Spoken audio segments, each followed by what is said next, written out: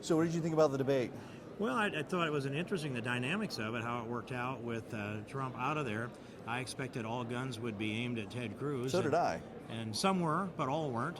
And I noticed that Chris Christie passed up a chance when it was served up to him, and he deflected it back the other way. So I appreciate that.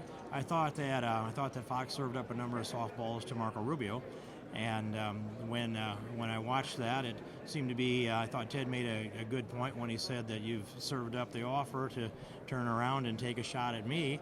That was a legitimate point that he made. You couldn't hear a lot of his response because the Rubio rowdies, or excuse me, not the Rand rowdies is more accurate, that were drowning out the microphones up top. But I think through television they heard his answer.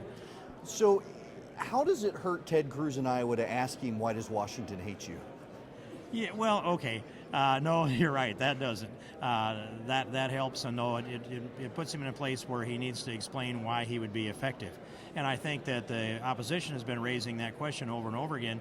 You know, when you're out there in a campaign and your opposition is afraid to touch you on all of the issues, and they come back and say, well, there are some people that we have found that say they don't like your personality, and we don't think you can work with people. I can work with Ted Cruz really well.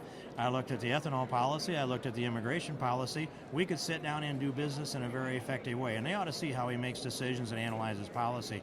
So that's just, I think, manufacturing an argument that gets in people's heads. If you're looking for a reason to say no, I guess any reason will work. Had a lot of people online note that the tone of the debate seemed a lot more optimistic without Donald Trump on the stage bringing things down. What did you think? I thought so too, and I thought each one of the candidates had an opportunity to market their wares and roll out the policies that they wanted the Iowans and the American people to hear. So I thought that part was just fine.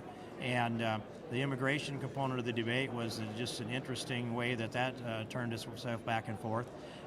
The tension between Rubio and Cruz on what actually happened in the markup. Well, I watched a lot of that markup, and I noted where Jeff Sessions voted, where Ted Cruz voted, and where Marco Rubio voted in contradiction to them. And so it was interesting that Fox served up the videos that they did that I want to say they're necessarily out of context, but those were poison pill amendments, and I knew that at the time. And just simply offering an amendment that says there will be no path to citizenship surely doesn't mean that you embrace all the rest of the bill. Great. Thanks very much for your time. Thanks, Erick.